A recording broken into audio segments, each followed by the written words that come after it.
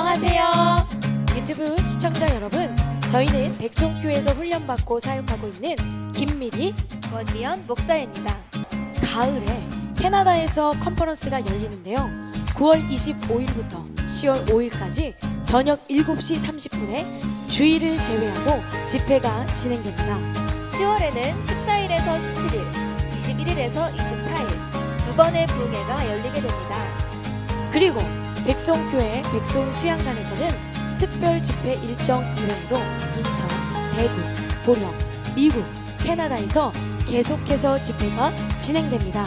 여러분, 백송교회 백송수양관에 오셔서 하나님이 일하시는 예배 가운데 내면에서부터 영성 혁명을 일으키시고 뜨거운 찬양과 열정적인 말씀을 통해 열매 맺는 삶으로 변화되는 사랑이 넘치는 백송교회 백송수양관으로 사랑하는 여러분을 초대합니다. 데살로니가전서 5장 1절로 9절 말씀 함께 봅니다. 형제들아, 때와 시기에 관하여는 너희에게 쓸 것이 없음은 주의 날이 도둑같이 이룰 줄을 너희 자신이 자세히 알기 때문이라. 그들이 평안하다 안전하다 할 그때에 임신한 여자에게 해산의 고통이 이름과 같이 멸망이 갑자기 그들에게 이르리니 결코 피하지 못하리라. 형제들아, 너희는 어둠에 있지 아니하매 그날이 도둑같이 너희에게 임하지 못하리니 너희는 다 빛의 아들이요 낮의 아들이라. 우리가 밤이나 어둠에 속하지 아니하나니 그러므로 우리는 다른 이들과 같이 자지 말고 오직 깨어 정신을 차릴지라. 자는 자들은 밤에 자고 취하는 자들은 밤에 취하되 우리는 낮에 속하였으니 정신을 차리고 믿음과 사랑의 호신경을 붙이고 구원의 소망의 투구를 쓰자. 하나님은 우리를 세우심은 노하심에 이르게 하심이 아니요 오직 우리 주 예수 그리스도로 말미암아 구원을 받게 하심이라. 아멘. 그날이 도적같이 오신다는데 어떻게 기름 준비 되셨습니까? 예, 그날이 도적같이 우리 함께 찬양합니다. 그날이 도적같이 이룰 줄 너희는 모르느냐. 늘 깨어 있으라 잠들지 말아라 주님과 동행하라. 항상 기뻐하라 쉬지 말고 기도하라 범사에 감사하라. 이는 예수 안에서 너희에게 향하신 하나님 뜻이니라. 예, 오늘은 마귀의 간계를 이기는 진리 두 번째 시간, 거짓 평안에 도취되게 하는 어둠의 영. 여러분, 우리는 참된 평안을 가져야 돼요. 평강의 하나님이 주시는 그 평안을 가져야 되는데 그날이 도적같이 옵니다. 근데 안전하다 평안하다 그러면서 기름 준비하지 못하게 하는 게 이 사단의 계략이죠. 신앙생활이란 한마디로 영적 전쟁입니다. 성도들은 분초마다 삼킬 자를 찾아다니는 이 악한 영의 공격을 분별하고 물리쳐야 돼요. 그러나 영적으로 깨어있어 악한 영의 활동을 민감하게 감지하며 영적 전쟁에서 승리하는 그리스도인들을 찾아보기가 쉽지 않습니다. 심지어 영적 전쟁이 무엇인지 알지 못하는 성도들도 많이 있죠. 잠든 심령을 깨우는 외치는 선지자 에이든 윌튼 토저는 그리스도인들은 하나님의 군사로 세상을 놀이터가 아닌 전쟁터로 여기며 가증한 세대를 향해 탄식하고 울어야 된다라고 말했어요. 여러분 그렇게 살고 있습니까? 이 세상을 놀이터 삼아 삼고 있지 않습니까? 어떻게 하면 더 행복하게 쾌락의 성을 쌓고 즐길까? 이런 생각하고 있지 않습니까? 근데요, 진짜 그리스도인들은 하나님의 군사로서 세상을 놀이터가 아닌 전쟁터로 여기며 가증한 세대를 향해 탄식하고 울어야 된다 이렇게 말했어요. 이 세상 신인 어둠의 영들이 이 세상을 지배하고 있기 때문에 이 세상에 죄가 들어온 이후 세상은 전쟁터가 되고 말았어요. 우리는 정신을 차리고 확실한 영적 무장을 통해 이 치열한 죄와의 전쟁터에서 싸워서 승리해야 됩니다. 조선시대 성리학자 이율곡 선생은 당시 일본의 침략에 대비하여 유비무환의 이론을 가지고 10만 명의 양병을 임금에게 청했습니다. 당시 선조 임금은 이를 거부했고 결국 임진왜란이라는 이런 국난을 겪으며 뼈저린 후회를 하게 되었죠. 아무리 역사적으로 어진 군주가 다스리는 태평한 시대에 즉 태평성대를 할지라도 지혜로운 백성들은 유형 무형의 가상적에 대해 생각하며 이중 삼중의 방어력을 키우며 안전을 유지했습니다. 이 시간 마귀의 관계를 이기는 진리, 두 번째 시간 거짓 평안에 도취되게 하는 어둠의 영, 이런 제목으로 함께 은혜를 나누기 원합니다. 수많은 사람들이 우리가 살고 있는 이 시대를 일컬어 영적으로 매우 혼탁한 말세 중에 말세라고 합니다. 물론 말세라는 것은요, 예수님께서 이 땅에 오신 그때부터 말세가 시작이 됐습니다. 우리가 주목할 것은 더욱더 악해져 가는 이 세대 가운데 깨어 있어야 된다는 거예요. 할렐루야. 기름 준비해야 된다는 거예요. 예수님은 당시 세대에 대해서 어린아이들이 장터에서 놀이하는 비유를 들며 피리를 불어도 춤을 추지 않는 세대, 슬피 울어도 가슴을 치지 않는 세대라고 말씀하셨는데요, 이는 예수님의 구원 초청에도 기쁨으로 반응하지 않고 또 회개하지도 않는 영적 무감각에 빠진 자들을 향한 말씀입니다. 마태복음 11장 7절에 그들이 떠나며 예수께서 무리에게 요한에 대하여 말씀하시되 너희가 무엇을 보려고 광야에 나갔더냐, 바람에 흔들리는 갈대더냐. 여러분, 너무도 많은 사람들은요, 살아계신 하나님, 멋쟁이 하나님, 그 기적의 하나님을 온몸으로 체험하지 못하고 신앙생활합니다. 헛된 것을 쫓아가는 거예요. 여러분은 어때요? 진짜 참된 진리를 따라가고 있습니까? 우리 하나님, 멋쟁이 하나님, 기적의 하나님은 지금도 불꽃 같은 눈동자로 여러분을 지켜보시면서 사랑하는 내 아들아, 사랑하는 내 아들아, 너는 내 거야. 주님은 말씀하신데 우리는 헛된 것을 보려고 이곳으로 저곳으로 세상을 기웃거리고 있지 않습니까? 세상을 사랑하는 것은 하나님과 원수가 되는 거라고 야고보서 4장 4절로 5절은 말씀하셔요. 우리는 감성을 회복해서 울을 때 울고 웃을 때 웃을 줄 알아야 돼요. 기적의 하나님은 누구 하나님? 이 시대의 성도들 역시 대부분 울지도 않고 춤추지도 않는 영적인 무반응의 모습을 가지고 있습니다. 헛된 것을 쫓아가고 있습니다. 회개의 눈물이 사라지고 구원의 감격도 사라진 시대입니다. 겉으로 보기에는 거룩한 옷을 입고 평안한 모습을 가지고 엄숙하게 교회에 앉아있지만 그 영혼은 모든 감각을 잃어버린 그런 자들이 얼마나 많이 있는지 모릅니다. 하나님은 인간을 만드실 때요, 감각을 주셨어요. 하나님 우리에게 주신 그 시각, 미각, 후각, 청각, 촉각들을 사용할 수 있다는 거, 이거 큰 축복입니다. 그러나 이런 육적인 감각에만 집중하다 보면 우리는 자연스럽게 죄에 빠질 수밖에 없습니다. 우리의 삶에 있어 가장 중요한 것은 영적인 감각이에요. 그러나 사탄은 영적인 감각은 무뎌지게 하고 육적인 감각만 따르게 합니다. 사탄은 아주 무섭게 이 시대의 성도들을 주목하고 공격하고 있는데요, 오늘 본문에서 평안하다, 안전하다라는 말과 같이 성도들을 영적 불감증으로 아주 교묘하게 또 강력하게 공격합니다. 우리 이처럼 거짓 평안을 가져다주는 사탄의 계략을 분별하며 또한 확실한 무장으로 그 공격에 대비해야 합니다. 사람들은요, 대부분 세상 것으로부터 오는 만족과 평안에 집중합니다. 그러나 세상이 주는 평안은 영적인 평안, 곧 참된 평안을 깨뜨릴 때가 많이 있어요.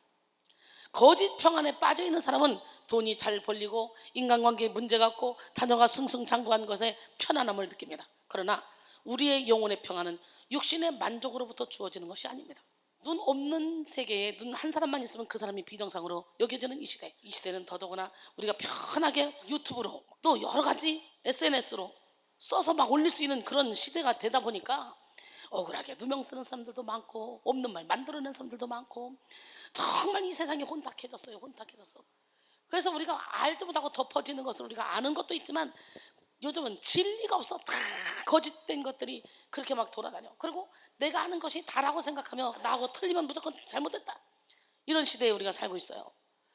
참으로 안타까운 시대에 살고 있는데, 여러분, 우리의 영혼의 평안은 우리가 지켜야 되는데 육적인 병만 고치려고 병원 가서 중환자실 가서 수술하잖아. 근데 영적인 병을 고치는데 이게 육적인 병하고는 비교 안 되는 어마어마한 병인데 피 흘리까지 싸워서 승리해서 진리의 자유가운데 거해야 되는데 그 과정 속에 사탄이가 얼마나 부정적인 생각을 주며 안 나가려고, 이 안에 끝까지 살으려고, 그래서 여러분의 영혼을 안 놔주려고 여러분의 이론을 가지고 끌고 다니고 여러분의 생각을 가지고 끌고 다녀서 진짜 천국 가는 문은 좁은 문 같아요. 세월이 가면 갈수록 더 그런 것 같아요. 오늘 이 시간에 여러분 죽으세요. 깨주세요. 여기서 아프지만 힘들지만 인생 막대기로 사람 채찍으로 말씀의 검으로 여러분이 조금씩 변화되는 모습 보이잖아요. 한 번에 샥 변화되면 좋겠지만 이 변화되는 과정 속에는 사탄이가 수많은 부정적인 생각을 줘서 끌어냅니다. 못 변하게 하려고. 내가 진실로 이루는 나를 믿는 자는 내가 하는 일을 저도 할 것이요 그보다 더 큰 일도 하리라. 근데 우리 주님은 어제나 오늘이나 영원토록 동일하대. 그러니까 믿는 자들에 따른 표적, 저희가 내 이름으로 귀신을 쫓아내며 새 방언을 말하며 뱀을 집어올리며 무슨 독을 마시도 해를 받지 않고 병사하며 손은 즉 나으리라. 예, 근데 그런 말씀이 그 초대교회에서 이미 끝났다는 거예요. 지금은 오로지 말씀이라는 거예요. 그리고 죽은 말씀을 가지고 말씀 중심이라면서 그냥 죽은 말씀만 성도들에게 전합니다. 그러니까 성도들이 아무런 싸움이 없으니까 어떻게 평안하지? 여러분, 내가 어떤 사람의 노예가 되면 먹고 입고 사는 문제 걱정할 필요 없어요. 그냥 일만 해주면 먹고 입고 사는 문제는 해결이 돼요. 맞아 안 맞아? 그가 평안해 보이잖아요. 지금 마귀의 노예가 돼서 평안하게 사는 것을 더 좋아한다는 거야. 영적 전쟁 치러서 내 영혼을 깨워서 내 하나님을 주인으로 모시고 멋지게 살아가야 되는데 그 과정 속에 그렇게 가는 길 속에 악한 영이 계속 덫을 놓으니까 그 덫에 빠져가지고 나오지를 못하는 거야. 그리고 아예 이렇게 사단의 노예로 사는 것이 더 행복한 거다. 근데 본인들은 사단의 노예로 산다고 생각 안 하죠. 내 생각이라고 생각하죠. 내 마음대로 사는 것이 행복하다. 나를 뒤에서 조종하는 이 어둠의 세력을 깨닫지 못하는 거죠. 여러분, 대부분 사람들은 세상 것으로부터 오는 그런 만족과 평안에 집중합니다. 그러나 세상이 주는 평안은 영적인 평안, 곧 참된 평안을 빼뜨릴 때가 많아요. 거짓 평안에 빠져있는 사람은 돈이 잘 벌리고 인간관계에 문제가 없고 자녀가 승승장구하면 편안함을 느낍니다. 그러나 우리의 영혼의 평안은 육신의 만족으로부터 주어지는 것이 아니에요. 영이 깨어나야 돼. 할렐루야. 육신은 피곤하고 힘들어서 불편할지라도 영이 깨어나봐. 영혼의 평안함이 있어. 근데 육신의 몸살이들하고 할 일 태장같이 놔두고 그냥 쉬면 몸은 편안할지 모르지만 항상 영혼이 불안해. 진짜 평안함은 영혼의 평안함이에요. 누가복음 12장 18절 20절 또 이르되 내가 이렇게 하리라. 내 곡간을 헐고 더 크게 짓고 내 모든 곡식과 물건을 거기 쌓아두리라. 또 내가 내 영혼에게 이르되 영혼아 여러 해 쓸 물건을 많이 쌓아두었으니 평안히 쉬고 먹고 마시고 즐거워하자 하리라. 하되 하나님은 이르시되 어리석은 자여 오늘 밤에 내 영혼을 도로 찾으리니 그러면 내 준비한 것이 누구의 것이 되겠느냐 하셨으니. 여러분, 우리는 잠시 있다 없어질 안개입니다. 우리가 열심히 쌓아두는 건 하늘에 쌓아두는 것밖에 없어요. 영혼이 남을 것은 이 땅에 아무리 많이 쌓아두고 내 영혼아 평안히 먹고 자고 쉬자 해도 우리 주님이 우리 영혼을 그냥 취하면 다 놓고 가야 되는 거예요. 안심할 것은 저 위에 쌓아두는 거예요. 우리 주님은요 거짓 평안을 깨뜨리고 참된 평안을 주시기 위해서 오셨습니다. 마태복음 10장 34절로 39절 내가 세상에 화평을 주러 온 줄로 생각하지 말라. 화평이 아니요 검을 주러 왔노라. 내가 온 것은 사람이 그 아버지와 딸이 어머니와 며느리가 시어머니와 불화하게 하려 함이니 사람의 원수가 자기 집안 식구리라. 아버지나 어머니를 나보다 더 사랑하는 자는 내게 합당하지 아니하고 아들이나 딸을 나보다 더 사랑하는 자도 내게 합당하지 아니하며 또 자기 십자가를 지고 나를 따르지 않는 자도 내게 합당하지 아니하니라. 자기 목숨을 얻는 자는 잃을 것이요 나를 위하여 자기 목숨을 잃는 자는 얻으리라 그랬어요. 오늘 본문은 예수 그리스도의 재림을 기다리는 성도들의 이 바른 삶에 대한 교훈을 주고 있는 내용입니다. 특히 주의 재림에 대비한 영적 각성과 근신의 중요성에 대해서 보도하고 있습니다. 마틴 루터는 예수께서 자신이 오실 시간을 알려주시지 않는 이유는 우리가 긴장을 해제하고 안일에 빠질 것을 염려하셨기 때문이다 라고 말했습니다. 그래서 도둑같이 오신대. 본문에서 예수님이 오실 날을 대해 어떻게 비유하고 있습니까? 밤에 도둑이 예고도 없이 침입하는 것. 도둑같이 이럴 줄을 너희가 알지 못하느냐 그랬어요. 여러분은 기적의 하나님, 능력의 하나님, 살아계신 하나님 앞에 한 점 부끄러움이 없는 그런 삶을 살아야 될 줄로 믿습니다. 이는 도둑이 사람들이 방심하는 밤에 예고도 없이 침입하는 것처럼 주의 날 역시 누구도 예측할 수 없는 때에 도래한다는 의미입니다. 예수님도 공생의 사역 가운데 이 동일한 말씀을 하셨어요. 마태복음 24장 43절로 44절 너희도 아는 바니 만일 집주인이 도둑이 어느 시각에 올 줄을 알았더라면 깨어있어 그 집을 뚫지 못하게 하였으리라. 이러므로 너희도 준비하고 있으라. 생각하지 아니한 때에 인자가 오리라. 예수님이 언제 오실지 모른다는 이것 하나만으로도 정말 많은 추측과 이단적 가르침이 나왔습니다. 많은 그리스도인들이 밤에 도둑같이 알지 못하는 때에 주님이 오신다는 것에 대해서 막연히 두렵게 생각합니다. 그리고 그 공포심을 이용해서 재림의 날이 정확한 어느 때에 올 것이라는 답을 주는 이단에 빠지기도 합니다. 왜냐하면 사람들은 예측 불가한 것에 대해서 공포감을 느끼고 있기 때문이죠. 우리는 도둑같이 찾아오는 마지막 때를 항상 대비해야 됩니다. 그라시아는 매사가 잘 돌아갈 때일수록 불운이 닥칠 때를 대비하라고 말했습니다. 잉태한 여인이 갑자기 해산을 맞이하는 것, 여러분 아무 준비 없이 갑자기 고통에 이르러서 해산의 날을 맞이해봐. 어떻게 되겠어? 살전 5장 3절에 그때 임신한 여자에게 해산의 고통이 이룬 것 같이 멸망이 갑자기 그들에게 이르리니 결코 피하지 못하리라. 갑자기로 번역된 아이프니디오스는 예기치 못한이라는 의미입니다. 여기서 예기치 못하게 임하는 것은 영원한 심판, 곧 영원한 형벌입니다. 사람이 느끼는 고통 중에 해산의 고통만큼 큰 고통도 없습니다. 임신한 여자라면 누구나 이 고통을 피할 수 없는데요, 주의 날이 임신한 여자에게 산통이 오는 것처럼 임한다는 표현은 그만큼 그날이 고통이 극심하다는 사실과 또한 어둠에 속한 자는 이 고통을 누구도 피할 수 없다는 사실을 의미합니다. 또한 오늘 본문에서는 결코 피하지 못하리라는 강력한 어조로 경고하고 있는데, 우매라는 부정어가 나란히 쓰인 형태로서 이 재림의 날을 피할 수 없다는 사실을 극단적으로 강조하고 있습니다. 또한 본절의 동사는 미래적 의미를 가지고 있지만 이 사실이 너무나 확실해서 기정사실과 같다는 그런 것을 격언적 부정과거를 통해 나타내고 있습니다. 대부분의 성도들은요, 예수를 믿으면서 머리로는 종말의 때가 온다는 사실을 알고 있습니다. 그러나 그 심각성에 대해서는 무감각합니다. 주의 나라는 본문 3절 말씀처럼 그들이 평안하다, 안전하다 할 그때에 갑자기 임하게 된다는 거예요. 여기서 평안이란 경각심을 가지지 않은 상태를 의미하며, 안전이란 대적이나 위험으로부터 안전하며 흔들리지 않는 그런 상태를 의미합니다. 따라서 이 말은 주님의 심판의 날에 대한 경고를 무시하고 평안하다, 안전하다 이렇게 스스로 위로하는 어리석은 자들에게 주는 무서운 경고의 말씀입니다. 이 세상은 하나님이 없는 유토피아를 꿈꾸는 자들로 가득합니다. 이들은 눈부시게 발전한 물질 문명과 과학 기술 속에서 자신들이 만들어 놓은 평안과 안전을 신뢰하며 만족을 누리고자 하는 그런 자들입니다. 이들은 자신이 이루어 놓은 세계가 영원하다고 믿기 때문에 하나님을 찾을 필요조차 느끼지 못합니다. 그러나 사람들은 완벽한 유토피아를 향해 어디론가 달려가지만 현실 그 어디에도 완벽한 이상세계는 존재하지 않습니다. 사탄은 사람들을 자꾸만 헛된 욕망에 매달리게 합니다. 이것이 바로 사탄이 주는 거짓 평안이에요. 세상에 속한 이 거짓 평안은 우리의 일시적 욕구를 채워줄 수 있지만 인생의 근본적 욕구를 전혀 해결할 수 없습니다. 초대교회 교부 어거스틴은 하나님이여 우리는 하나님을 위해 창조된 존재이므로 하나님 안에서 안식을 얻을 때까지는 결코 평안할 수 없습니다 라고 했습니다. 인간은 짐승과 달리 영혼을 지닌 영적 존재입니다. 따라서 인간이 진정한 평안을 누리기 위해서는 내면의 죄의 문제가 해결되어 하나님으로 충만해야만 합니다.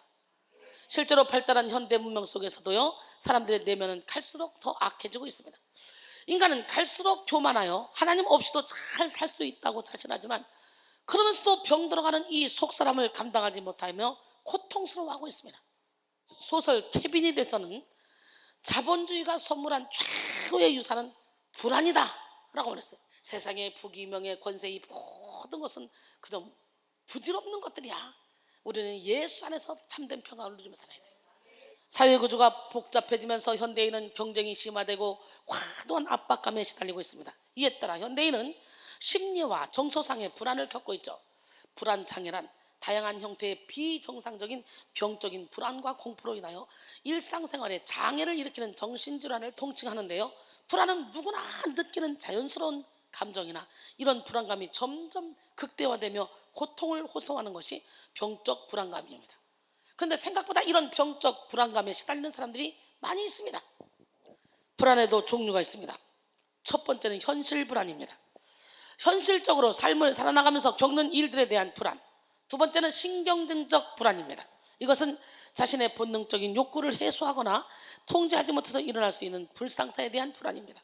예를 들어 내 안에 있는 분노나 폭력성 때문에 다른 이들을 해치고 본인도 상처받을까 봐 아예 사람과의 만남을 차단하고 관계를 두려워하는 불안의 경우를 들 수 있습니다. 세 번째는 도덕적 불안입니다. 이것은 도덕적인 의무를 이행해야 하는데 하지 못했을 때 일어나는 불안입니다. 쉬운 예를 들면 힘들게 무거운 짐을 들고 가는 할머니를 보았을 때 도와줘야 하는데 하는 생각이 들면서 귀찮아서 모른 채 했다면 하루 종일 찝찝한 마음을 버릴 수 없는데요. 여러분, 이런 경우를 무슨 불안? 도덕적 불안이라고 그러죠. 우리는요, 옛날에 전철을 타든지 열차를 타면 머리가 허연 사람이 있으면요 그냥 벌떡 일어날 수밖에 없었어요. 근데 내가 다리 아프거든, 나 지금 피곤하거든, 1분만 앉아있으면 눈총이 장난 아닙니다. 막 앞뒤 사방에서 막 눈총이 쏟아집니다. 야, 저 어떤 사람은 대놓고 그럽니다. 저 건방지게 젊은 거 진짜 앉아있네. 예, 옛날엔 그랬어요. 1초라도 내가 좀 너무 다리 아파서 1분만 있다가 일어나줘야지, 그러고 모른 척 그냥 앉아있어요. 일부러 얼굴을 안 봐. 예, 그러면요 마음이 얼마나 불안한 줄 알아요? 이게 도덕적 불안이에요. 근데 또 주책 없이 내가 1분만 있다가 일어나 주려고 했는데 모른 척하고 앉아있다가, 근데 막 앞에서 옆에서 아유 저 어린 것이 싸가지 없는 거 봐, 저 젊은 것이 어른 앞에 나고. 옛날엔 그랬어요. 그러면요 막 민망해 얼굴이 빨개져서 벌떡 일어났습니다. 요즘 그랬다는 뺨때기 맞습니다. 요즘 초등학생한테도 그렇게 못합니다. 당신이 뭔데 나한테 간섭하냐고 그러지. 세상이 얼마나 험해지고 있는지 몰라요. 도덕이나 윤리에 위배되는 행동을 하고 불안한 거죠. 인간은 누구나 평안을 원하고 평안을 추구합니다. 그럼에도 불구하고 현대인들은 갈수록 불안해져 가고 있습니다. 현대인들의 마음의 불안을 없애고 평안을 찾기 위한 방법으로 현대인은 뭘 찾아요? 요가, 명상, 단전호흡 등등 여러 가지 찾고 있습니다. 세상 사람들도 이렇게 마음의 평안을 누리기 위해서 감정을 관리하고 부담스러운 상황에서도 차분함을 유지하고 싶어하고, 그래서 비웁니다. 비우려고 노력하고 내려놓는 방법을 탐구하기도 합니다. 물론 이런 것들이 잠시 동안 평안한 감정을 줄 수 있을지 모르지만 그건 일시적인 유사품 평안일 뿐입니다. 예수님 우리에게 참된 평안을 약속하셨어요. 성경에 평안에 해당하는 두 가지 단어가 나옵니다. 샬롬, 이는 전쟁이 없는 상태라는 의미인데요, 더 깊이 들어가면 인간관계 속에서 어떤 갈등과 대립이 없는 평안과 기쁨을 의미합니다. 이는 육체적인 것뿐만 아니라 정신적인 복지와 건강 상태, 종교생활, 사회적 관계, 국제법 질서 등 삶의 모든 영역에서 범사에 잘되고 풍요롭고 행복한 상태를 의미하죠. 즉 요약하면 샬롬이란 하나님과의 관계와 사람들과의 관계에서 안녕, 평안함을 의미합니다. 모든 사람과 더불어 거룩함과 화평함을 따르지 않으면 주를 볼 수 없다고 히브리서 12장 14절 말씀하시죠. 이렇게 모든 사람과 더불어 화평함과 거룩함을 따르고 하나님과 화평함을 거룩함을 따르는 것을 뭐라고 한다고? 시작, 샬롬. 헬라어로는 에이레네입니다. 시작, 에이레네. 이 에이레네는 연합이라는 어근에서 나왔으며 전쟁이 없고 적대 관계나 갈등이 해소됨으로 이루어지는 질서와 조화의 상태를 의미합니다. 이 에이레네는 샬롬과 같이 그 의미가 광범하지는 않지만 실상 그 의미는 비슷합니다. 여러분, 지금 여러분의 마음은 진정으로 평안하십니까? 만일 어느 한 부분 불안과 염려가 존재한다면 여전히 남아있는 두 마음 때문일 것입니다. 이 시간 갈라졌던 모든 마음을 사로잡아 주님께로만 집중하여 참된 에이레네, 참된 평안의 복을 누리시는 여러분 모두가 되기를 원합니다. 예, 제가 예배당에 처음 팔을 디뎠을 때 들린 음성, 평안을 너에게 끼쳐느니 곧 나의 평안을 너에게 주노라. 내가 너에게 주는 것은 세상이 주는 것과 같지 아니하니라. 너희는 마음에 근심하지 말고 두려워하지도 말라. 요한복음 14장 27절 말씀이 귀에 쩌렁쩌렁 들렸어요. 여러분, 평안을 너에게 끼쳐놓은 일을 직역하면 평안을 내가 너에게 가게 한다 라는 말입니다. 이는 자신을 믿는 모든 성도에게 약속하신 위대한 선물입니다. 이 평안의 주체는 누구냐? 예수 그리스도입니다. 이는 세상이 줄 수도 없고 알 수도 없고 느낄 수도 없는 그런 완벽한 평안인데요, 예수를 거부하는 자는 누구라도 결코 맛볼 수 없는 평안이며 또 막강한 정치 권력이나 군대의 힘으로도 빼앗을 수 없는 강력한 평안입니다. 참된 평안은 예수 그리스도의 보혈로 구속의 은혜를 누릴 때에만 누릴 수 있습니다. 범죄한 인간은 샬롬을 잊어버렸어요. 세상에 죄가 들어온 이후 해산의 고통, 노동의 고통, 질병의 고통, 갈등과 분열의 고통, 온갖 금심과 번뇌, 피곤과 눈물과 증오의 인생을 살게 되었습니다.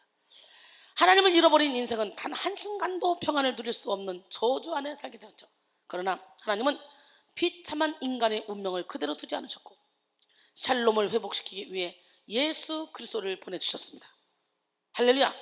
깨져버린 우리의 영혼의 샬롬, 에이레네를 회복시킬 예수님은 평강의 왕으로 찾아오셨습니다. 이사야 9장 6절에 이는 한 아기가 우리에게 낳고 한 아들을 우리에게 주신 바 되었는데 그 어깨에는 정사를 메었고 그의 이름은 기묘자라 모사라 전능하신 하나님이라 영존하시는 아버지라 평강의 왕이라 할 것이라 그랬어요. 잃어버린 평안을 다시 찾아주시기 위해서 오신 예수님은 끔찍한 십자가의 고난을 당하셨어요. 이사야 53장 5절로 6절 그가 찔림은 우리 허물 때문이요 그가 상함은 우리의 죄악 때문이라 그가 징계를 받으면 우리는 평안을 누리고 그가 채찍에 맞음으로 우리는 나음을 받았도다. 우리는 다 양 같아서 그릇 행하여 각기 제 길로 갔거늘 여호와께서는 우리 모두의 죄악을 그에게 담당시키셨도다 그랬어요.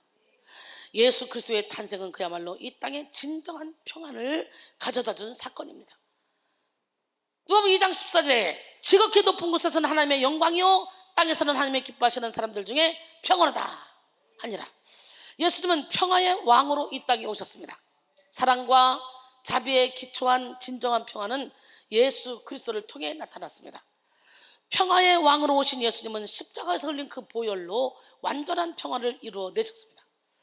예수님이 십자가에서 죽으셨을 때에 예수님의 제자들은 큰 절망과 두려움에 빠져 있었습니다. 그런데 예수님은 부활하신 후 그 제자들을 찾아오셔서 평강을 선포하셨어요. 할렐루야. 요한복음 20장 19절로 23절 보니까 이날 곧 안식 후 첫날 저녁 때 제자들이 유대인들을 두려워하여 모인 곳들의 문들을 닫았더니 예수께서 오사 가운데 서서 이르시되 너에게 평강이 있을자. 예수님이 제일 먼저 오셔서 하신 말씀이 평강, 이것은 내가 용서해 줄게. 너희들 다 버리고 도망갈 줄 알아서 내가 예언했잖아. 그냥 거기에 죄책감 갖지 마. 용서해 줄게. 그 평강을 허락하신 거예요. 이 말씀을 하시고 손과 옆구리를 보이신 제자들이 보고 기뻐하죠. 예수께서 또 이르시되 너희에게 평강이 있을자다. 아버지께서 나를 보낸 것 같이 나도 너희를 보내노라. 그래놓고 성령을 받으라 숨을 내쉬며 말씀하시죠. 두 번째 평강은 선교하라고, 다시 복음을 전하라고. 여러분, 우리가 평안하지 않는데 어떻게 가서 복음을 전할 수 있겠습니까? 평안하지 않는 상태에서 우리가 두려운데 어떻게 복음을 전합니까? 오늘 시간에 여러분 마음의 평안을 갖기를 원합니다. 예수님은 죄악으로 인해 근원적 불안과 두려움에 고통당할 수밖에 없는 우리를 그 모든 어둠에서 해방시켜 주셨습니다. 우리를 위해 대속해 주신 예수님을 믿고 의지하기만 하면 어떤 환경도 초월하는 평안의 복을 누리게 되었습니다. 실제로 사도 바울은요, 예수님을 주인으로 모심으로 환경을 초월하며 자신을 초월하고 죽음까지도 초월하여 참 평안을 누리며 살았습니다. 예수님이 주시는 참 평안을 소유한 자는 매 순간 성령의 인도를 받고 순종함으로 하나님이 기뻐하시는 열매를 나타냅니다. 참된 평안에는 질서가 있습니다. 열매가 있습니다. 그 평안함이 영혼뿐만 아니라 육신으로도 나타납니다. 평안한 사람은 그 행동과 태도, 눈빛, 얼굴로도 담대하고 평안한 모습이 나타납니다. 그래서 평안을 유통하는 피스메이커가 되는 거예요. 평안의 통로가 됩시다. 사도행전 27장에 보면 사도 바울이 로마로 향할 때의 일입니다. 그는 배 안에서 유라골로라는 태풍을 만납니다. 당시 배를 타고 있던 모든 사람들이 도무지 살아날 수 없을 것 같다는 불안에 사로잡혔습니다. 그러나 이 죽음의 고비 가운데 사도 바울은 함께 탄 사람들을 향해 담대히 외칩니다. 두려워하지 마. 놀라지 마. 어젯밤에 하나님이 내게 보여주셨어. 걱정하지 마. 여러분, 죽음을 위협하는 그 큰 위기 앞에서도 바울의 내면은 요동하지 않았어요. 그는 평강의 왕이신 예수님을 주인으로 모시고 있었기 때문에 예수님이 말씀하신 세상에 줄 수도 없고 알 수도 없는 참된 평안을 소유하고 있었기 때문입니다. 할렐루야. 그리고 그 평안은 자신뿐만 아니라 그 주변에까지도 선한 영향력을 미치고 있습니다. 예수님이 주신 평안을 가진 사람은 그 어떤 상황 가운데서도 흔들리지 않는 단단한 내구력을 가지고 있습니다. 내구력이란 뭡니까? 오래 견딜 수 있는 힘인데요, 우리는 건강한 내면 세계를 가져야 돼요. 요동치 않는 내면 세계를 가져야 돼요. 영적 내구력을 가진 사람은 집중력과 인내력 그리고 절제력을 가지고 인생의 문제를 풀어나갑니다. 끝나지 않을 것 같은 영적 전쟁과 해결되지 않을 것 같은 그런 인생의 문제 앞에서도 흐트러지지 않는 그런 집중력과 인내력을 가지고 자신을 절제하며 하나님의 뜻을 이루어갈 수 있습니다. 이처럼 하나님의 평안을 소유한 한 사람을 통해 그 주변 사람들까지도 평안을 얻게 되는 경우, 이것을 우리가 알 수가 있는데요, 이런 주님이 주시는 평안은 세상 누구도 빼앗을 수 없는 영원한 평안입니다.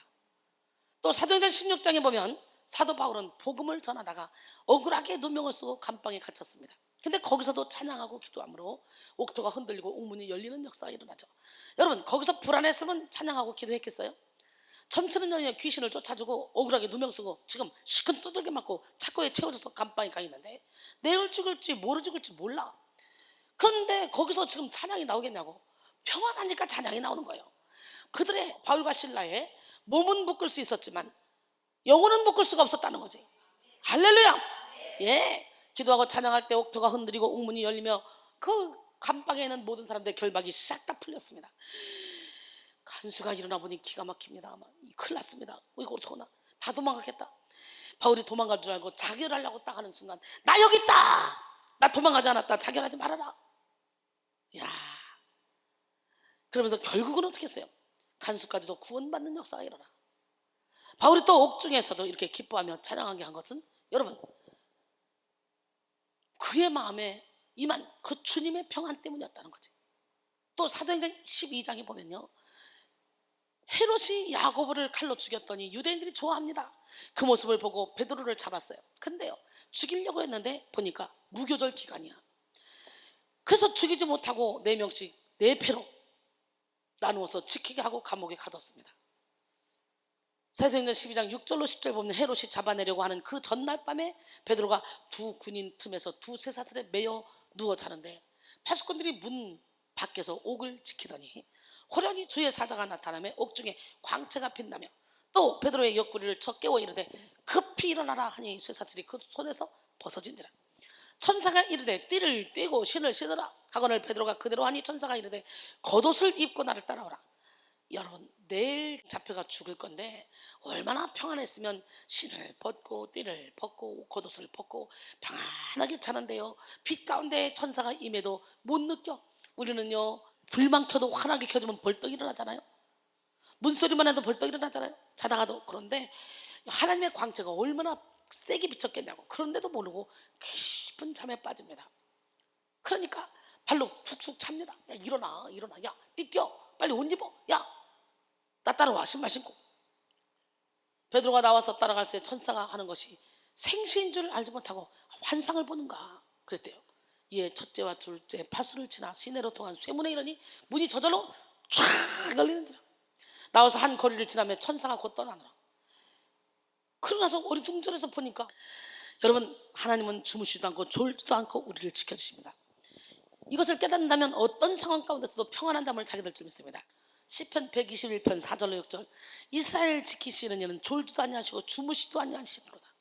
여호와는 너를 지키시니시라. 여호와께서 내 오른쪽에서 내 그늘이 되시나니 낮에 해가 너를 상하게 하지 아니하며 밤에 달도 너를 해치지 아니하리로다. 그랬어요. 할렐루야. 예, 시편 127편 2절에 보니까 너희가 일찍이 일어나고 늦게 누우며 수고의 떡을 먹으며 헛되도다. 그러므로 여호와께서 그의 사랑하시는 자에게 잠을 주시는도다. 그랬어요.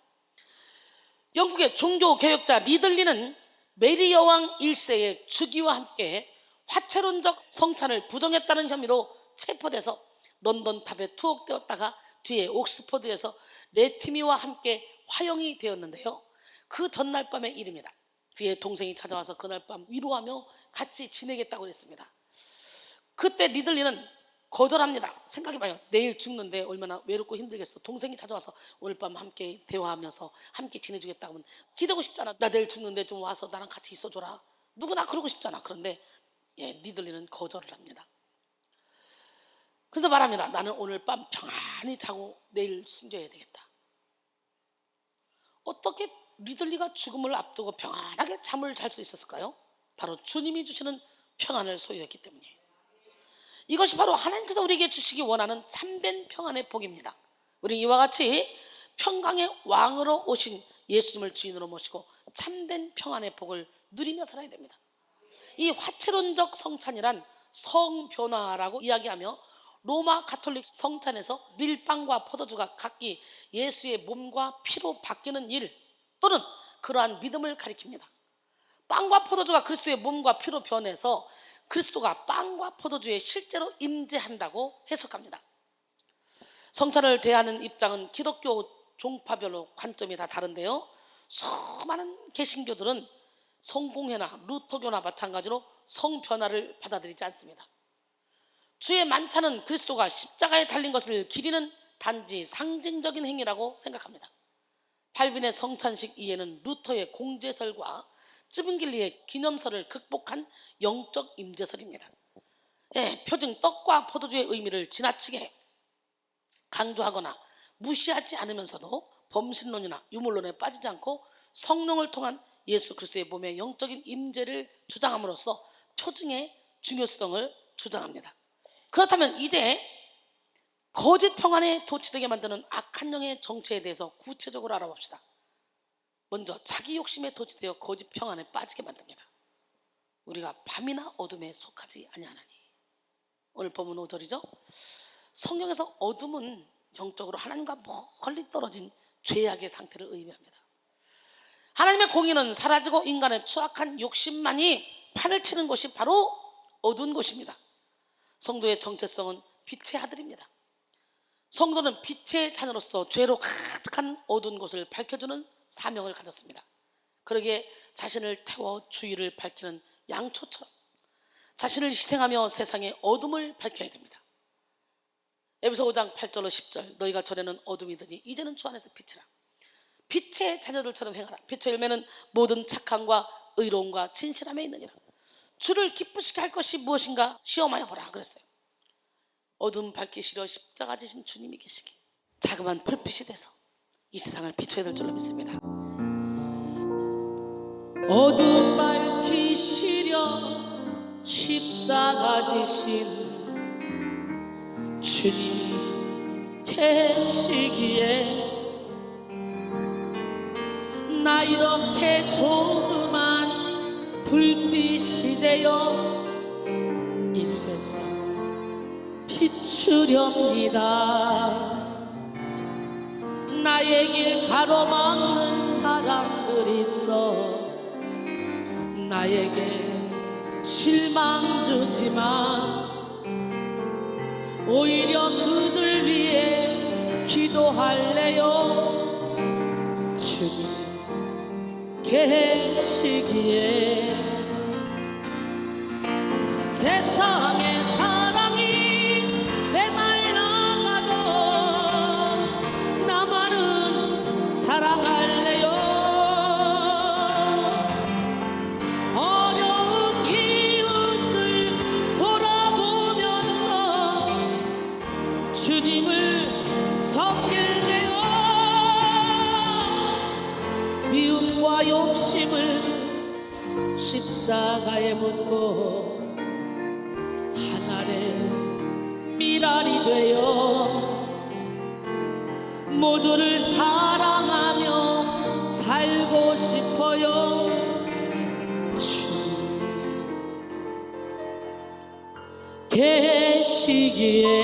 계시기에.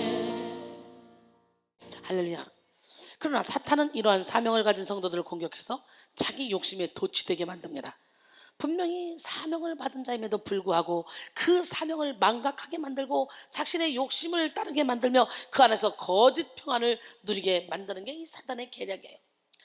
아리스토텔레스는 만족될 수 없는 것이 욕망의 본질이다라고 했습니다. 결코 만족을 모르게 하는 욕심에 빠진 사람은 결국 욕심에 끌려다니다가 자신의 생명을 잃게 되기도 합니다. 세상이 주는 거짓 평안 중에는요, 돈을 많이 가지게 될 때 얻는 평안이 있습니다. 현대인의 하나님은 가신가 골든가 하는 그런 글이 있습니다. 하나님인가 아니면 금인가? 현대 하나님이. 여러분의 하나님은 금입니까? 하나님입니까? 두 손 모아 기도하면 입으로는 하나님을 찾지만 속으로는 돈님을 찾는 성도들이 참 많이 있습니다. 특히 한국교회에 뿌리 깊게 자리 잡은 기복신앙은 하나님을 가장한 내 욕심을 취하는 신앙입니다. 기복적인 신앙을 가진 자들은 돈을 많이 벌면 축복받은 자요, 돈이 없으면 저주받은 것이라고 생각합니다. 현대인은 모든 척도가 돈이라고 해도 과언이 아닐 만큼 많은 사람들이, 심지어 성도들도 돈에 소망을 두고 돈을 사랑하며 돈의 생명을 걸고 있습니다. 막스 베버는 자본주의 윤리의 최고선은 돈을 많이 벌고 더 버는 것이며 그것이 삶의 목적 자체가 된다고 주장했습니다. 누군가가 지은 돈 기도문의 내용입니다. 지갑 또는 통장에 계신 나의 돈님이요, 이름이 거룩히 여김을 받으시오며 돈이 판치는 세상에 임하셨사오니 소득이 부동산 투자에서 이루어진 것 같이 증권에서도 이루어지이다. 오늘날 나에게 쓰고 남을 돈을 주옵시고 우리가 우리에게 빚진 자를 고소함같이 나의 진빚은 잊게 하옵시고 우리를 불황에 들게 마옵시며 다만 부도와 파산에서 구하옵소서. 대개 자본주의의 나라와 권세와 영광이 돈님께만 영원히 있사옵나이다. 돈내. 아멘이 돈내야. 이처럼 세상은 물질을 손에 쥐고 그 물질로 평안을 누리고자 합니다. 지갑 속에 두둑한 돈, 통장 속에 두둑한 돈이 내 인생을 평안하게 만들어줄 것이라고 믿습니다. 이런 거짓 평안에 빠진 자들에게 주님께서 일침을 가하시는 말씀을 하셨습니다.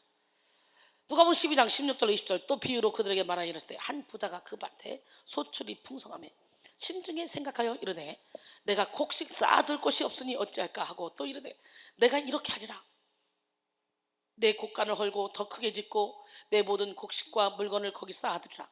또 내가 내 영혼에게 이르되 영혼아 여러 해 쓸 물건을 많이 쌓아두었으니 평안히 쉬고 먹고 마시고 즐거워하자 하리라 하되 하나님이 이르시되 어리석은 자여 오늘 밤에 내 영혼을 토로 찾으리니 그러면 내 준비한 것이 누구의 것이 되겠느냐. 이 말씀에 부자의 평안은 한순간에 무너졌습니다. 세상 평안을 취하는 사람들은 예수님의 말씀 앞에 오히려 그 마음이 불안해지고 불편해집니다. 평안이라고 해서 다 똑같은 평안이 아닙니다. 우리는 사탄에게 도취된 평안을 분별하고 오직 성령께서 주시는 평안을 소유해야 됩니다. 사탄은 끊임없이 우리 속에 욕심을 가지고 미혹하며 속입니다. 거짓 평안으로 미혹하는 사탄은 결국 우리의 영혼에 참된 평안을 빼앗고 끊임없는 불안과 염려, 두려움을 줘서 인생을 망가뜨립니다. 사탄이 우리를 도취시키는 욕심의 정체는 바로 뭐냐? 우상입니다. 골로새 3장 5절을 그러므로 땅에 있는 지체를 죽이라 곧 음란과 부정과 사욕과 간청욕과 탐심이니 탐심은 우상 숭배니라 그랬어요. 미국의 부흥사 레베카 피퍼트는 무엇이든지 우리를 지배하는 것은 우리의 주인이다. 우리는 스스로를 지배하는 게 아니라 우리의 삶의 주인에게 지배를 당한다 라고 말했는데요. 여러분은 무엇에 지배를 당하고 계십니까? 하나님이 아닌 다른 어떤 것이 여러분의 마음을 극도로 기쁘게 만들고 혹은 극도로 슬프게 만들고 있다면 그것이 바로 여러분의 우상입니다. 우리가 인격적으로 영적으로 업앤다운을 자주 느끼는 것은 내가 나를 포기하지 않았기 때문입니다.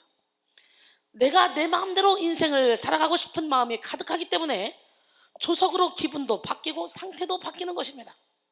심지가 견고한 자는 평강하고 평강하도록 주님이 인도하신다 그랬어요. 그가 주를 신뢰하기 때문에. 할렐루야. 나를 오락가락하게 만드는 모든 세상적인 것을 예수 이름으로 싹 다 내려놓길 바랍니다. 여러분, 나를 오락가락하게 만드는 육신의 정체가 무엇인가 깨닫고 내려놔야 돼요. 또한 우리가 이 시간 욕심의 정체인 마음속 우상을 철저히 제거함으로 하나님 주시는 참된 평안의 복을 누리기를 바랍니다. 성경적인 우상 숭배의 의미는 하나님만이 주실 수 있는 기쁨과 평안, 위로와 안정 등을 자신의 지혜와 능력 혹은 다른 피조물을 통해 얻으려는 태도를 의미합니다. 하나님만이 주실 수 있는 그것을 다른 것으로 채우려고 하는 그 자체가 우상이라는 말이에요. 예를 들어 내가 저것만 있으면 내 인생이 더 행복할 텐데 혹은 더 의미 있을 텐데 라고 생각하는 것이죠. 또는 내가 저것을 소유하고 있기 때문에 내 인생이 가치가 있다 라고 생각하는 것들, 이 모든 것이 다 우상이라고 생각할 수 있어요. 하나님이 아닌 다른 것들로 인해 안정과 평안을 느끼는 것, 이것이 바로 우상입니다. 또 반대로 이것들이 없으면 내 인생의 의미 자체가 사라지는 것처럼 느껴지는 그것이 바로 우상입니다. 구약의 아사왕은 우상을 철폐하는 개혁을 통해서 그 시대에 사방의 평안의 복을 가져왔어요. 할렐루야. 역대하 15장 15절에 온 유다가 이 맹세를 기뻐하지라. 무리가 마음을 다하여 맹세하고 뜻을 다하여 여호와를 찾았으므로 여호와께서 그들을 만나주시고 그들의 사방에 평안을 주셨더라. 오늘 여러분을 하나님이 만나주심으로 말미암아 여러분의 사방이 평안이 임하기를 원합니다. 이 우상은 구약시대부터 항상 하나님의 백성들을 하나님과의 관계에서 넘어지게 만드는 올무였고 함정이었습니다. 늘 우상 숭배 때문에 하나님을 슬프게 했고 또 하나님께 징벌을 받게 되었었죠. 그런데 이 우상의 문제, 욕심의 문제의 심각성은 지금도 마찬가지입니다. 성도가 싸워야 될 영적 전쟁 중에 가장 힘들고 또 중요한 전쟁이 바로 우상 전쟁입니다. 내가 만든 신의 저자 팀 켈러는 우상에 대해서 하나님만이 줄 수 있는 것을 얻고자 우리가 의지하는 대상이다 라고 정의했는데요, 그가 폭로하는 현대인의 우상 중에 돈이나 권력과 같은 정체를 훤히 드러내는 우상이 있는가 하면 평생 소원이나 사랑, 성취, 문화 같은 쉽게 그 독소를 드러내지 않는 우상이 있습니다. 아브라함이 아들 이삭을 얻기 위해 평생 순종했는데 사실 그동안 동기 자체가 아들을 얻기 위함이었다면 그 평생 소원 자체도 우상이 될 수 있음을 지적합니다.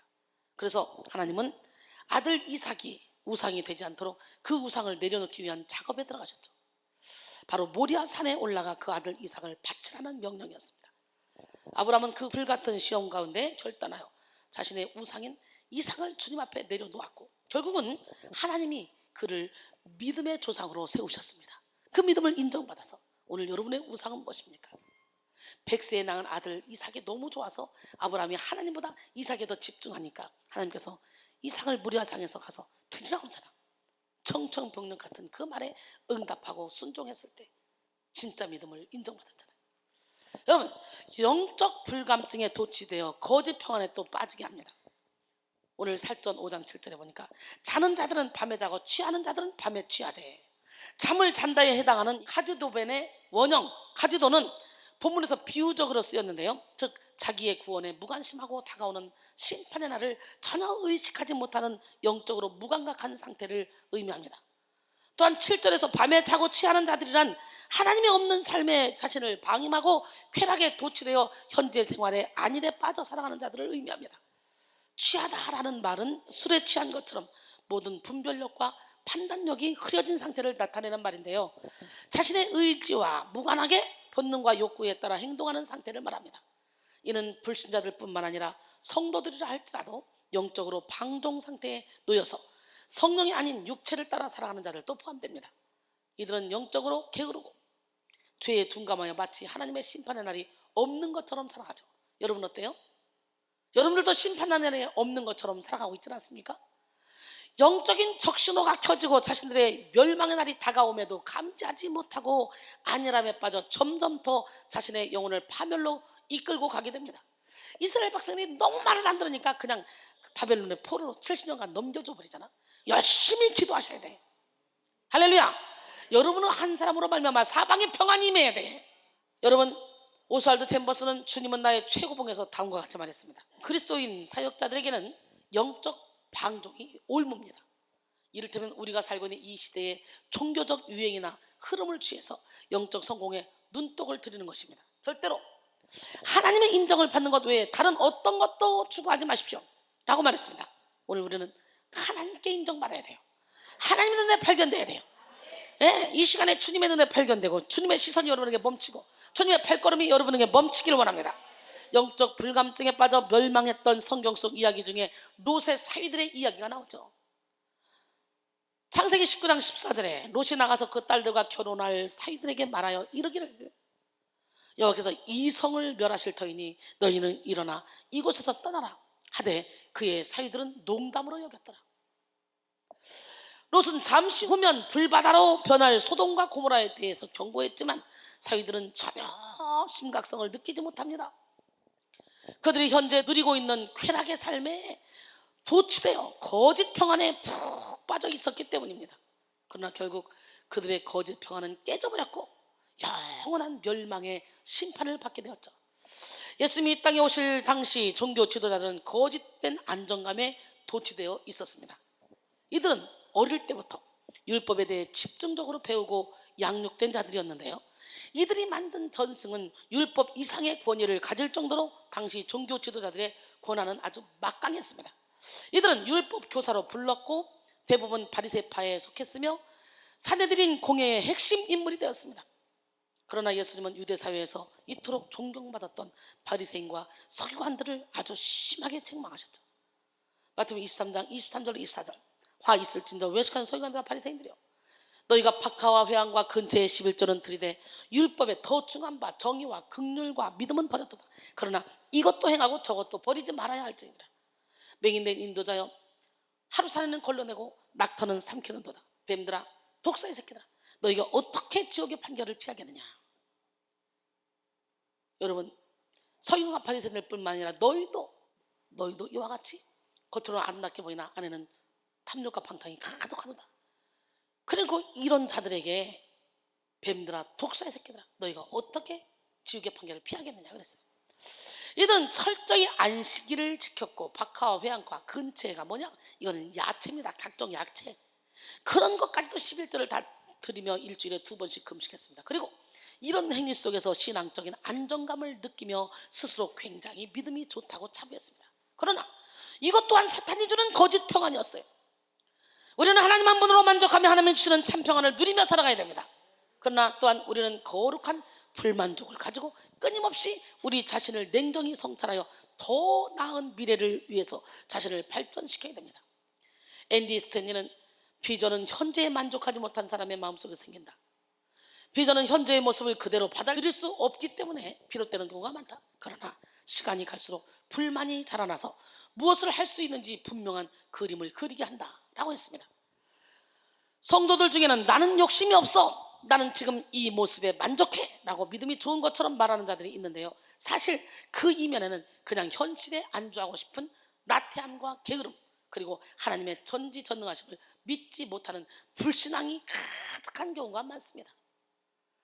알버트는 태만은 모든 일을 망친다 라고 말했으며, 체스터필드는 태만이란 약한 마음을 가진 사람의 유일한 피난처다 라고 말했습니다. 여러분, 주어진 것에 감사하지 못하고 또 분에 넘치는 욕심을 가지고 하나님보다 앞서가는 것은 분명히 잘못된 것입니다. 그러나 아직 육적인 옷을 전혀 벗지 못했음에도 불구하고 영적 심각성을 깨닫지 못하고 거룩한 열정을 내지 못하고 그 자리에 안주하려고 하는 것은 사탄에게 완전히 속는 것입니다. 사탄은 게으른 자를 아주 좋아합니다. 로마서 12장 11절에 부지런하여 게으르지 말고 열심을 품고 주를 섬기라 그랬어요. 에레미야 48장 10절에 보니까 여호와의 일을 게을리하는 자는 저주받을 것이요, 자기 칼을 금하여 피를 흘리지 않은 자도 저주를 받을 것이라. 자기 칼을 금하여 피를 흘리지 않은 자, 이건 뭐야? 하나님이 주시는 말씀의 검을 갖고 내 안에 있는 죄와 싸우기를 피 흘리까지 하지 않으면 저주를 받겠다는 거죠. 허버트는 게으르면 머릿속에 악마가 깃들기 쉽다라고 했고요, 그래는 게으른 자의 머리는 악마의 공작이다라고 했습니다. 하나님은 게으른 자들을 매우 싫어합니다. 하나님은 결코 게으른 자를 통해 하나님의 일을 이루실 수가 없습니다. 우리 하나님은 열정의 하나님이에요. 이 시간 말씀을 통해 여러분의 영혼이 깨어나 모든 영적 불감증, 영적 나태가 떠나기를 소원합니다. 그러면 우리는 다른 이들과 같이 자지 말고 오직 깨어 정신을 차릴지라. 데살로니가전서 5장 6절을 말씀하시죠. 여기서 깨어에 해당하는 그레고 로맨의 원형 그레고리오는 영적 측면에 있어 정신을 차리고 주의하다라는 의미인데요, 이는 의지적 노력으로 수반되어야만 이루어질 수 있음을 나타냅니다. 또한 정신을 차릴지라에 해당하는 네포맨의 원형, 네포는 본래 술 취하지 않은 상태를 나타내는 동사인데요, 이는 심령이 고요하고 침착하며 냉정을 유지하는 마음의 상태를 뜻합니다. 여러분, 참된 평안의 비결이 바로 여기에 있습니다. 오직 깨어 정신을 차리는 것, 즉 영혼이 깨어나는 것이 평안의 비결입니다. 예수님 주시는 마음의 평안은 우리의 영혼이 깨어있을 때 누릴 수 있습니다.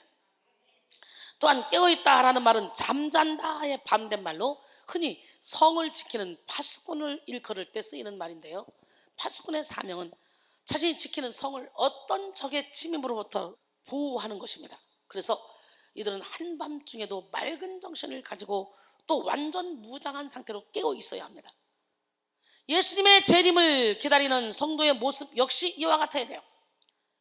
백성교회, 백성수양관에서 드려지는 예배는 살아있는 하나님의 말씀이 직접 역사하시는 예배로 우리의 영을 깨우고 영을 살리는 예배입니다. 오늘 영혼이 깨어나야 돼요. 모든 감각을 잃었던 영혼들도 성령께서 역사하시는 예배 가운데 감각이 살아나고 회개의 눈물, 감사의 눈물, 기쁨의 눈물이, 감격의 눈물이 회복되는 기적의 예배입니다.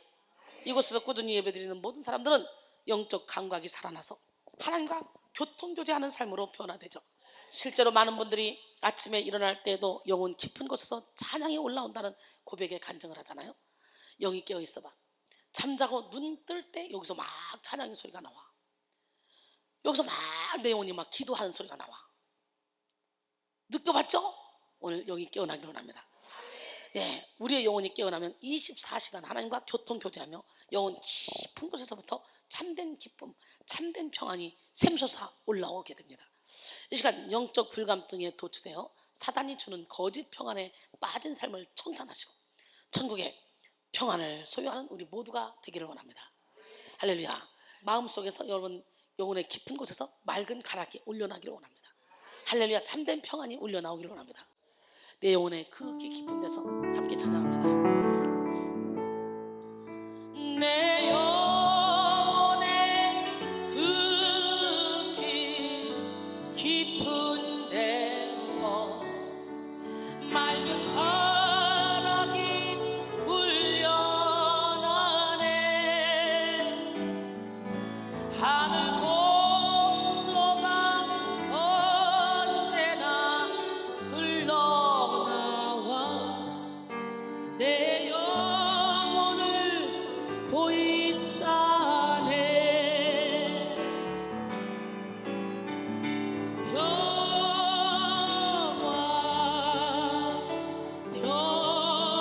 평화로다.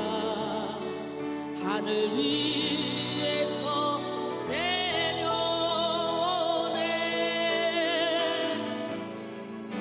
그 사랑의 물결이 영원토록 내 영혼을 덮으소서. 내 마음속에 솟아난 이 평화는 깊이 묻힌 보배로다. 나의 보화를 되뇌어 가져갈 자 그 아무도 없으리라. 평화로다.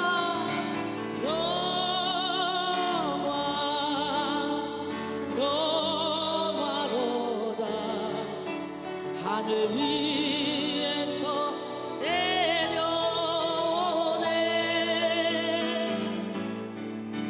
그 사랑의 물결이 영원토록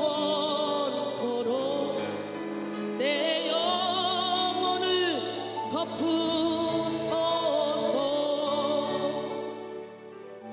내 영혼의 평화가 넘쳐나면 주의 큰 복을 받음이라. 내가 주야로 주님과 함께 있어 내 영혼이 편히 쉬네. 아멘.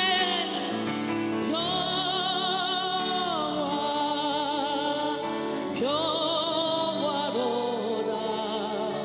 하늘 위에서 내려오네.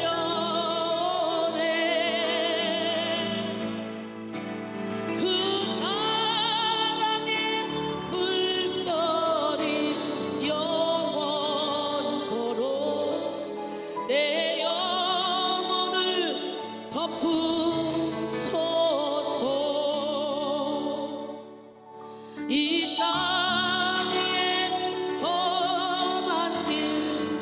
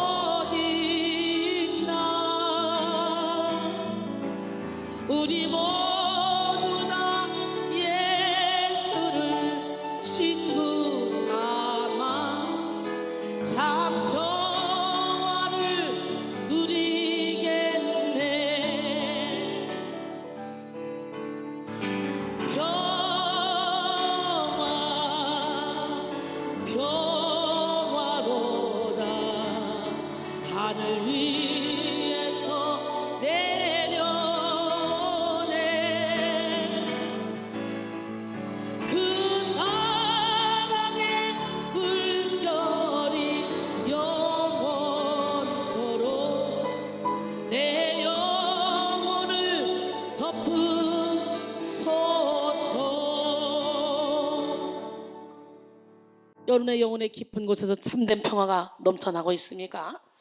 거짓 평안에 도취되게 하는 악한 영을 물리치기 위해서 우리는 빛의 아들로서 정체성을 분명히 해야 됩니다. 할렐루야. 예, 분명히 너희는 세상의 빛이라고 했습니다. 마태복음 5장 14절로 16절에 너희는 세상의 빛이라 산 위에 있는 동네가 숨겨지지 못할 것이요 사람이 등불을 켜서 말 아래 두지 아니하고 등경유에 두라니 이러므로 집안 모든 사람에게 빛이느니라. 이같이 너희 빛이 사람 앞에 비치게 하여 그들로 너희 착한 행실을 보고 하늘에 계신 너희 아버지께 영광을 돌리게 하라 그랬어요. 할렐루야. 예, 너희는 다 빛의 아들이요 낮의 아들이다. 오늘 본문 5절은 그렇죠. 하나님의 경고를 무시하다가 심판당에 멸망하는 자들은 모두 다 어둠에 속한 자들입니다. 그러나 빛의 자녀들은 거룩한 긴장감을 가지고 항상 깨어있는 자들, 곧 예수 그리스도에게 속한 자들입니다. 예수님은 의의 태양이시며 생명의 빛이 되십니다. 그러므로 예수 안에 있는 자들은 빛 가운데 행하는 자로서 결코 어둠에 다니지 아니하고 오히려 어둠을 밝히는 사명을 감당하게 됩니다. 요한복음 8장 12절에 예수께서 또 말씀하여 이르시되 나는 세상의 빛이니 나를 따른 자는 어둠에 다니지 아니하고 생명의 빛을 얻으리라. 할렐루야. 요한일서 1장 5절에 보니까 우리가 그에게서 듣고 또 너희에게 전하는 소식은 이것이니 곧 하나님은 빛이시라. 그에게는 어둠이 조금도 없으시다는 것이라. 빛의 가장 큰 특징은 어두운 곳을 밝혀준다는 거예요. 이 어둠은 그 어떤 것으로 몰아낼 수 없어. 빛만 있으면 몰아내. 하나님은 흑암뿐인 세상의 빛을 밝혀주심으로 세상을 창조하셨습니다. 그러므로 이 세상의 백성인 우리는 빛의 자녀로서 어두운 세상을 밝힐 특권과 책임과 의무를 가지고 있습니다. 요한일서 2장 9절로 11절 빛 가운데 있다면서 그 형제를 미워한 자는 지금까지 어둠에 있는 자요 그 형제를 사랑한 자는 빛 가운데 거하여 자기 속에 꺼리낌이 없으나 그 형제를 미워한 자는 어둠에 있고 또 어둠에 행하며 갈 곳을 알지 못하나니 이는 그의 어둠이 그의 눈을 멀게 하였습니다 그랬어요. 그러기에 이제 더 이상 사탄이 가져다주는 거짓 평안에 도취되지 말고 빛의 자녀로서의 정체성을 바로 가지고 예수님이 주시는 참된 평안의 전달자로서 값진 삶을 사는 우리 모두가 되기를 원합니다. 그 다음에 믿음과 사랑의 호심경, 구원과 소명의 투구로 우리는 무장해야 돼요. 살전 5장 8절에 보니까 우리는 낮에 속하였으니 정신을 차리고 믿음과 사랑의 호심경을 붙이고 구원과 소망의 투구를 쓰자라고 말하죠. 거짓 평안에 도취되게 하는 이 악한 영을 물리치기 위해서 빛의 아들로서의 정체성을 분명히 밝혀야 되고, 두 번째는 믿음과 사랑의 호심경, 구원의 소망의 투구를 써서 무장해야 된다 그랬죠. 사도 바울은 그리스도인을 전쟁에서 싸우는 군사로 많이 비유하고 표현했는데요, 제 이름을 기다리는 그리스도인들의 모습 역시 완전 무장한 군사의 이미지를 가지고 설득력 있게 묘사하고 있습니다. 믿음과 사랑의 호심경, 호심경으로 번역된 이 도라카의 원형 도락스는 원래 가슴을 의미하는 단어입니다. 이는 고대 로마 세계 군인들이 군복 위에 입는 흉배, 즉 목부터 허리에 이르는 가죽 보호대를 지칭하는 것입니다.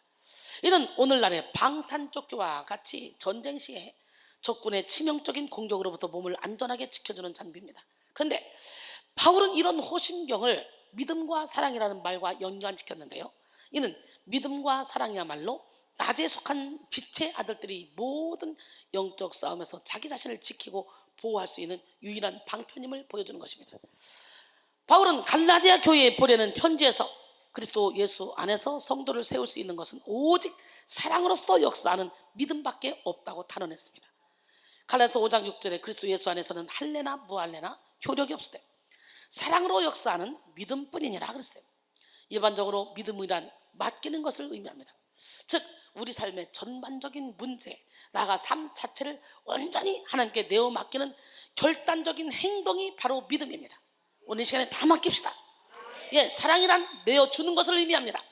누군가를 사랑해봐. 무엇이든지 다 주고 싶습니다. 다 주어도 아깝지 않습니다.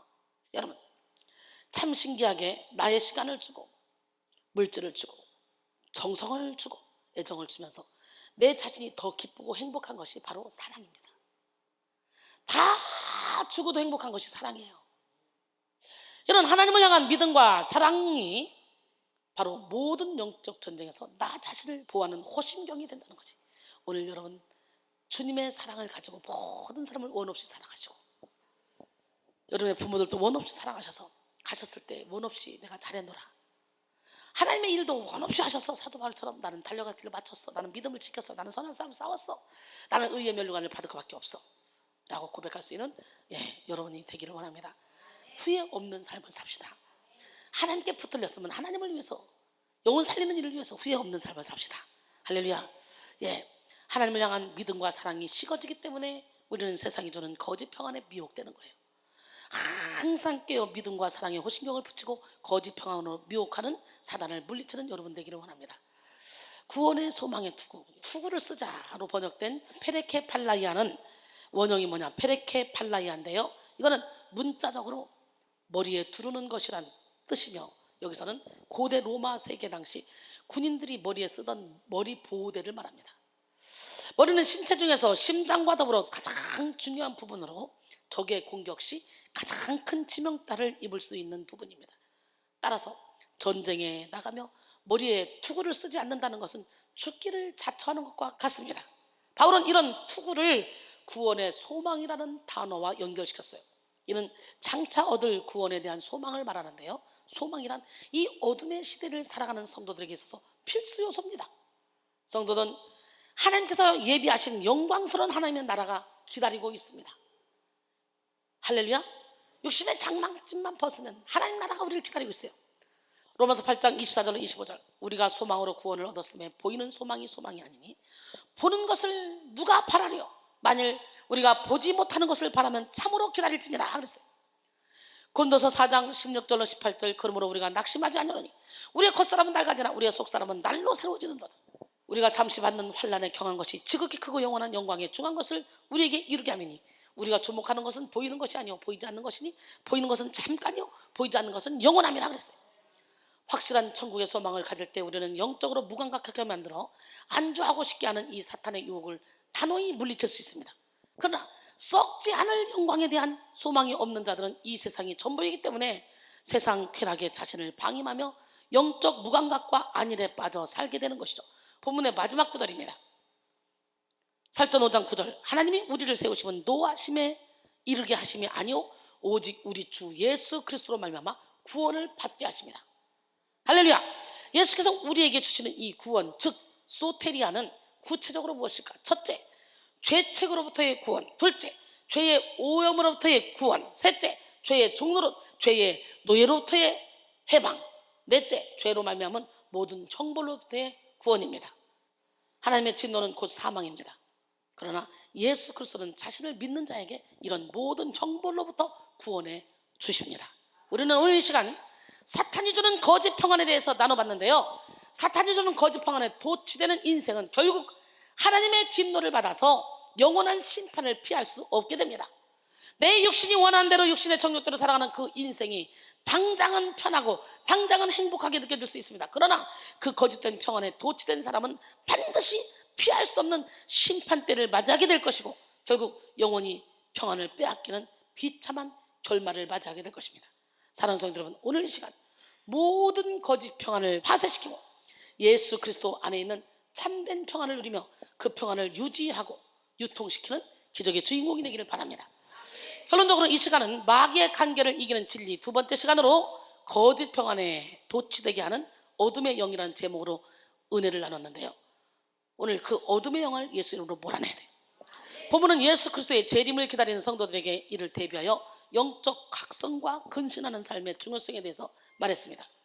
심판의 날은 평안하다, 안전하다 하며 사탄이 주는 거짓 평안에 도취되어 있는 그때에 예고 없이 임한다고 했습니다.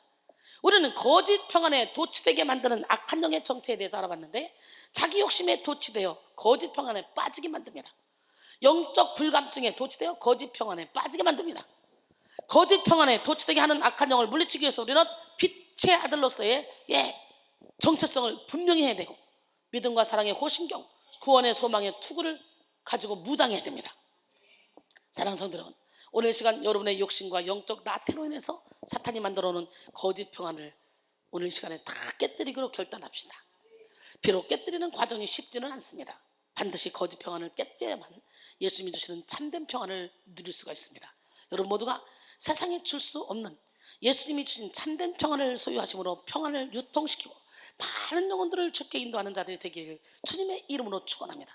할렐루야. 그래서 여러분, 우리가 가장 사랑하는 그것들이 나를 노예 삼을 수가 있다는 거예요. 그래서 부모나 형제나 자기 목숨까지도 미워하지 않으면 내 제자가 될 수 없다고 말한 것처럼 우리는 거짓 평안을 깨뜨려야 되는데 그 거짓 평안을 깨뜨리기 위해서는요 일시적으로 불화가 일어난다는 거죠. 왜? 모두가 다 사탄의 자녀로 태어나서 거짓 평안 가운데 살기 때문에 그게 정상인 줄 알고 정석이라고 생각하고 살아. 내가 빛을 받으면 이 거짓 평안을 줬던 어둠이 떠나가는 과정 속에 전쟁이 일어나겠죠. 그러면 나와 전쟁에 승리한다 할지라도 나를 통해 빛이 나갔을 때 내 가족들이 또 발악을 하지. 거짓 평안을 가지고 있던 이 어둠들이. 그때 우리는 싸워서 이겨야 되지. 아유, 그래도 남편도 챙겨야지. 그래도 자녀도 챙겨야지. 예, 내가 만약에 그런 마음을 가지고 이 사역을 했다면 저는 이 영적인 세계에 이렇게 깊이 들어가지도 못했을 뿐만 아니라 영적인 세계의 입구까지만 입문했을 것 같아요. 쑥 들어가서 이제는 영적인 대화는 누구랑 해도 내가 딸리지 않을 정도로 하나님이 영적인 세계를 열어놓으셨어. 그것은 뭐예요? 내가 생명 걸고 영혼을 살리기 위해서 나를 내어드렸기 때문에 그래요. 오늘 여러분에게 지혜와 계시의 영이 임해서 하나님을 알기를 원합니다. 마음의 눈을 밝혀서 그의 부르심의 소망이 무엇이며 성도 안에서 그 기업의 영광이 풍성함이 무엇이며 그의 힘의 위력을 얻었음을 따라 믿는 우리에게 베푸신 능력이 지극히 크심이 어떤 것을 알아. 여러분을 묶는 모든 결박을 예수 이름으로 몰아내는 거짓 평안을 주는 어둠의 영들을 몰아내는 기적의 주인공이 되기를 주님의 이름으로 축원합니다.